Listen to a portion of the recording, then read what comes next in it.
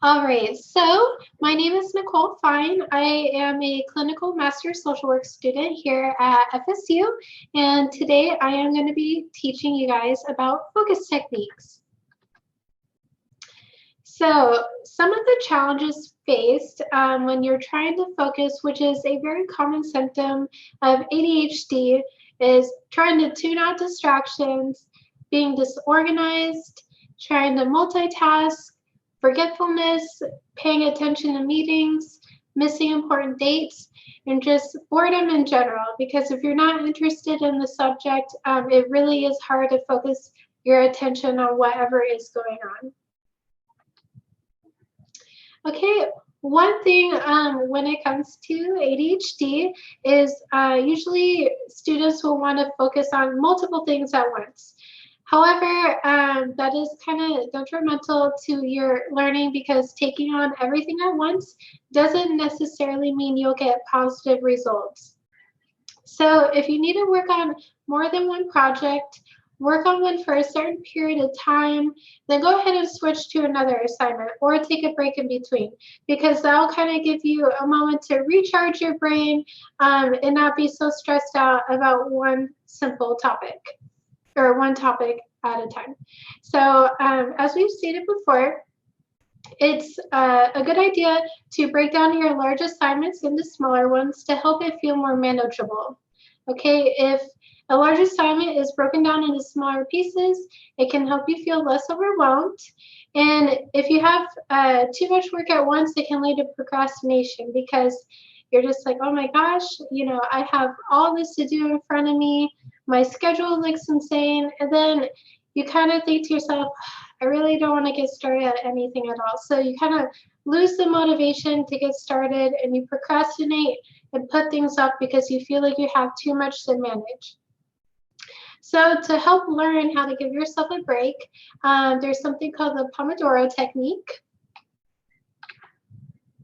So what the Pomodoro Technique is a technique where you set a timer for a block of time dedicated to work. And that block of time is referred to a Pomodoro. So the Pomodoro set is typically 3 to 4 cycles. So each cycle is a block of time typically takes 20 to 35 minutes. And you usually use a mechanical timer, and that's why I have a picture of an apple right there, because those are kind of like the old school kitchen timers where you just twist it. And like I said, you could put at the 20 or the 35-minute mark. And then when the timer goes off, it's good to take a 10-minute break because it allows you to get all your focus back and kind of recharge your brain like we were stating before. And then whenever you do 3 to 4 of these in a row, that is what makes up a set. Some of the benefits of this is that it results in better motivation because it encourages you to stay on task and cut out interruptions. It helps you focus and concentrate, and it helps you work with higher focus and intensity. And the reason why I say that is because since you're only going to be working for that 20 to 35 minutes, you kind of just, have that positive self-talk and you're like, you know what? It's only going to be 20 to 35 minutes of my time. It's not going to be an hour. It's not going to be 2 hours.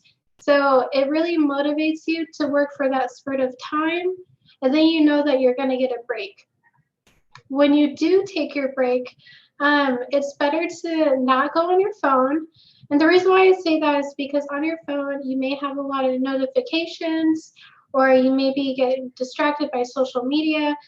And when you do that, you may lose track of time of like the 5 to 10 minutes and it could go over. So that's why I say it would be better to not use your phone in between breaks, but you can if that's something you really want to do. So taking steps to prepare and organize. As we've talked in other skill group sessions, you want to create a to-do list, you want to prioritize, you want to invest in a planner, and you want to start creating a routine. it's really good to plan ahead of time. Let's say, you rush in the morning to get ready. You don't have any of your clothes ready. You don't have lunches made. You don't know what you're going to eat for breakfast. So it can seem very overwhelming. So what would be helpful is maybe you lay out your outfit the night prior instead of taking, the 15 to 20 minutes, however long it takes you to decide what you're going to wear the morning of. Meal prep, maybe it would be a good idea for you to make your lunches the night prior. Or, if you're one of those people who are really motivated, you can meal prep for the entire week if you would like. Maybe dedicate a day to that. Also, another really important thing is to put your keys in a designated area. I don't know about you, but I've had moments where I swear, like, my keys are in my purse and they're not. They like fell under the couch, they're like behind the bed, some crazy spot, and it really sets off my whole morning in a really bad way. So it's really important to put your keys in a designated area. Maybe you have like a little basket that you could go ahead and put everything on. Maybe a designated space on your countertop, and maybe it could go where your mail and stuff is. So it's really important to find a spot for that. Another way to help prepare and organize is if you contact the Academic Center for Excellence, and that's where you can get connected with a personal academic consultant, and they help you with time management, learning style and memory, reading strategies, general study skills, and goal setting. And I have the FSU website there and the phone number. And as far as learning styles, what do I mean by that? Some people are better learners when it comes to auditory, reading, writing. Maybe they're visual learners, or kinesthetic, where they're very hands-on. Everybody has their own preference of how they learn.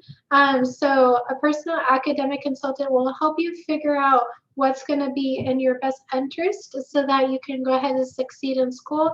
And those skills will also help you outside of school as well. Okay, it's really important to figure out what distracts you. And this may be difficult to figure out at first.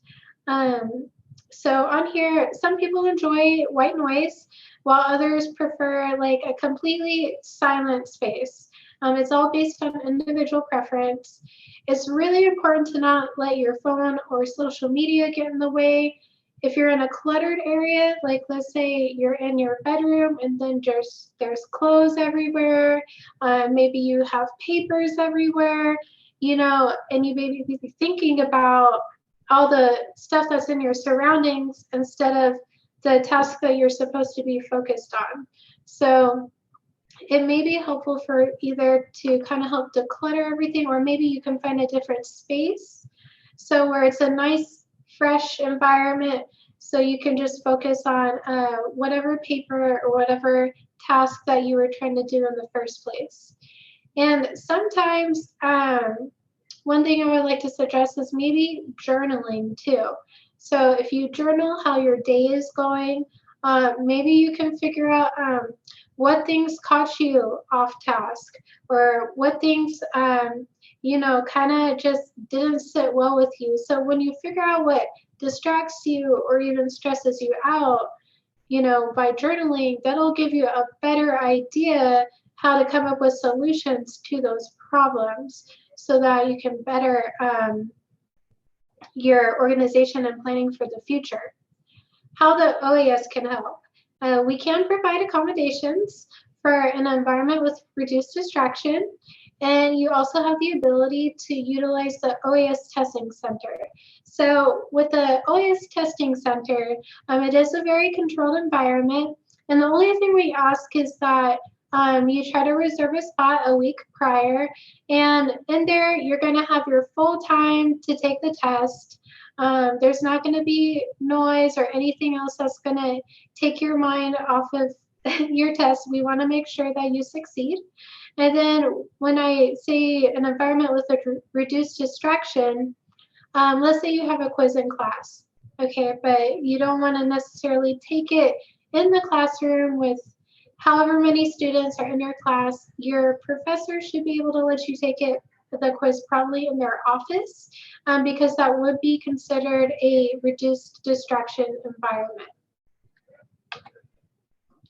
All right, communication is key, especially when you're in college. It is important in all aspects of life, but it is really helpful in college, because you want you and your professors to be on the same page.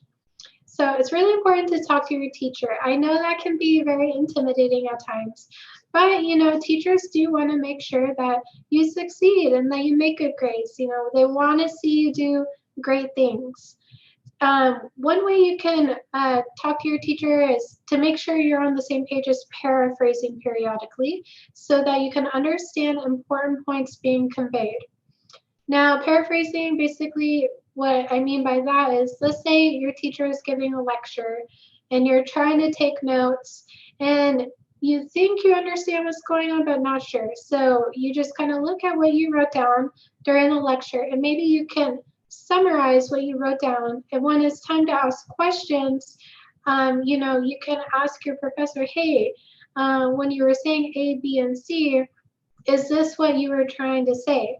And then if you're confused and you weren't necessarily understanding what was going on, then they can further break down the information for you, so that you have a better understanding. And I guarantee if you are unsure about something, other students are going to be unsure. But like I said, it could be really intimidating to be the person to hold up your hand during class, or have the hand emoji in a Zoom session. But a lot of students I have found have the same questions. So that's a really important thing to do. Or if you don't want to speak up during class, it is helpful to write an email asking for clarification. And that's also a good way to keep track of, okay, I talked to my professor this day, I haven't heard back from them. Maybe if they're not getting back to you in time, just try to follow up again during their office hours. Every teacher has office hours. It's usually located in your syllabus. So that's a very important thing to look at when you do start classes. And in the syllabus, it should also have probably a phone number to reach them at as well. And if all else fails, maybe try to talk to one of your peers, one of the other students in your class, because they can be helpful too. It's good to understand things from different perspectives. But if you can't reach out to a peer and you're trying to reach out to your teacher and things still aren't going the way that you expect them to, it's always okay to contact the OAS, so maybe we can help figure out a resolution for anything else that's going on. Some OAS accommodations, supplemental note taking. So what this is let's say you take notes, but it takes you a long time to write the notes. Okay, and I understand how frustrating it could be when your teacher is just talking at the speed of light and you think everything is important to write down, but you just can't seem to get down important details.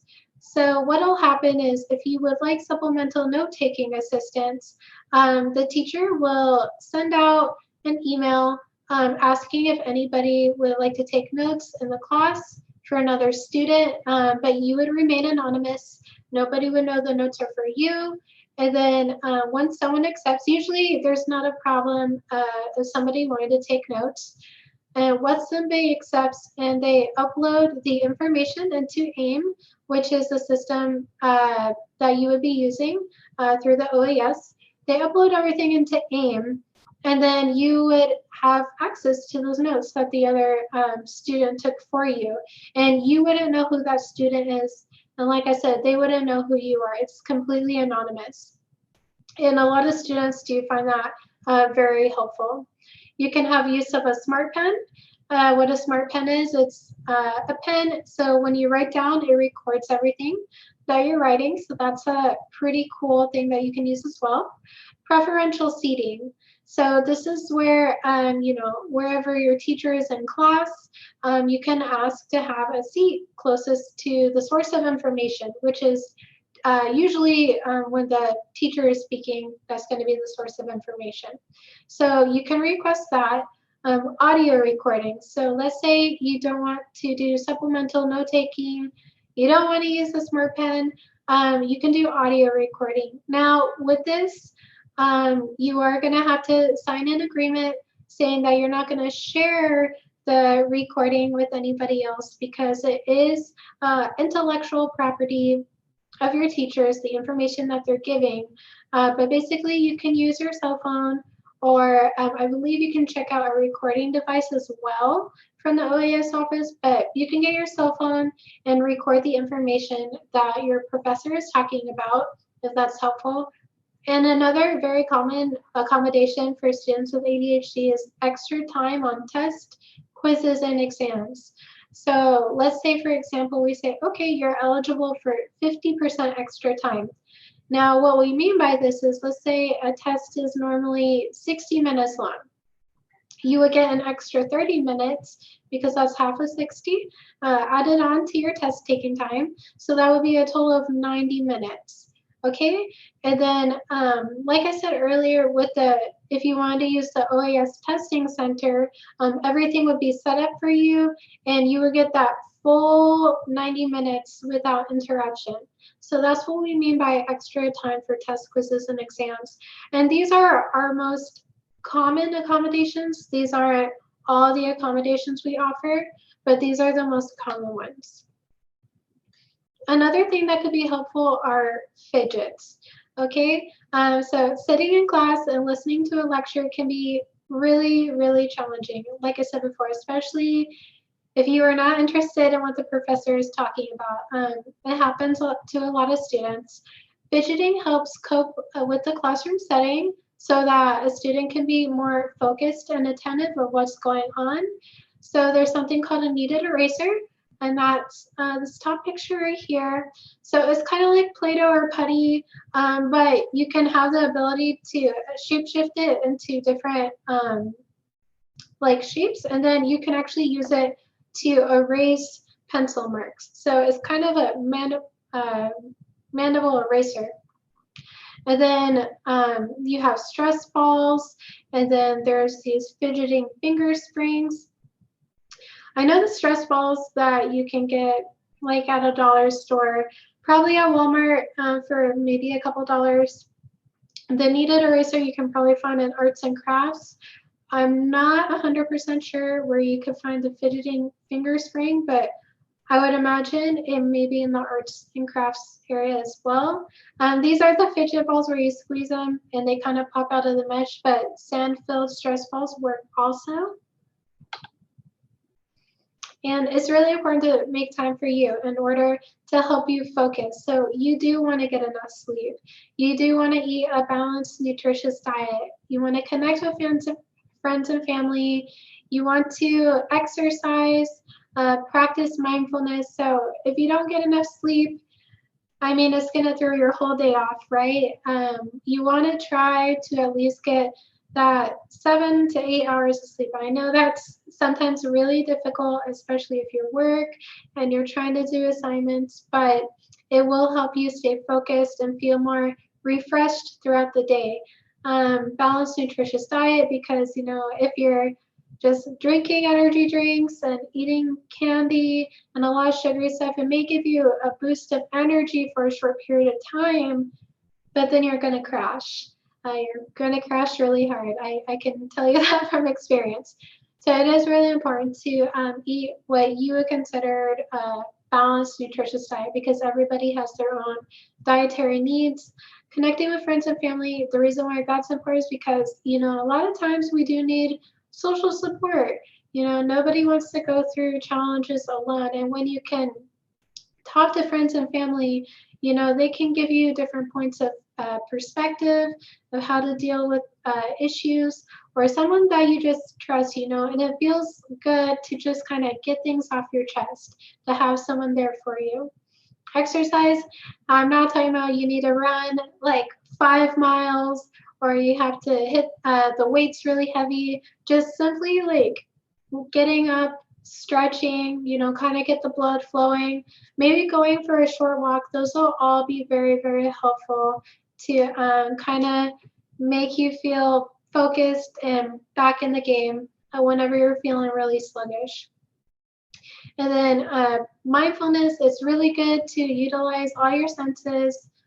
Deep breathing, the 4-4-4. So what I mean by that is you're going to inhale slowly through your nose for 4 minutes. You're going to, 4 seconds, sorry. You're going to inhale for 4 seconds through your nose. Hold it for 4 seconds, and then exhale through your mouth for another 4 seconds. All right, and one thing I want you to do is create a mantra for yourself. Okay, so I want you to think of something, a positive affirmation for yourself that you can say when you wake up in the morning, that you can say like when you're stressed out or before you go to bed. You know what, mine is, I'm prepared to succeed. So no matter the challenges and difficulty I face, it's like, you know what, I'm still going to succeed. It may not be right this moment, but I will achieve my goals in the future. So it's really important to have that mantra, to be kind to yourself and say positive things, because the power of positivity is an amazing thing. So something to just consider when you're going through college. You know, college, it can be very, very stressful at times, but everybody wants to see you do great things and to succeed. Your teachers want you to do great.